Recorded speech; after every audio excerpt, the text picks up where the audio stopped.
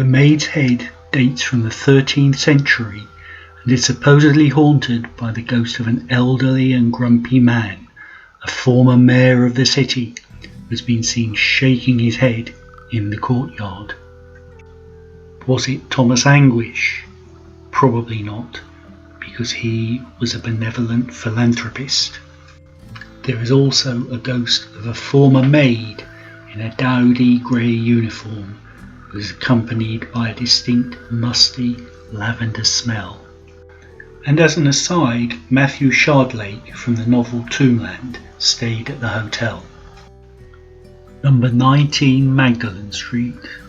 In 1872 this was a brewery, a drinking den, and upstairs was a house of ill repute. A girl named Sarah worked here. One evening a man bought her drinks all night, but she refused to go upstairs with him. He became violent and murdered her. Subsequent users of the premises have suffered chaos and disruption. There has been a séance and 2 exorcisms, all to no avail. Elm Hill is the oldest surviving Tudor street in Norwich. Father Ignatius established a monastery in Elm Hill in 1863. He encouraged people to pray with him and would curse them if they didn't.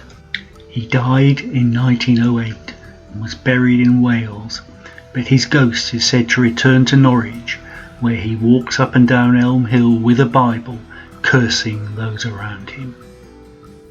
No, that's not him. This is Father Ignatius.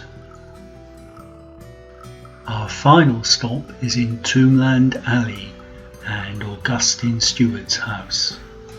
At the back, a pathway runs between high-level churchyards where plague victims were buried in the 1570s. A grey lady is seen around here.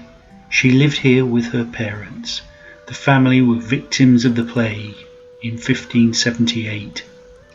It was thought that everyone who lived in the house died of the plague, but when the house was opened, after, dare I say, self-isolation, the bodies of the mother and father were found, but they had human teeth marks on them.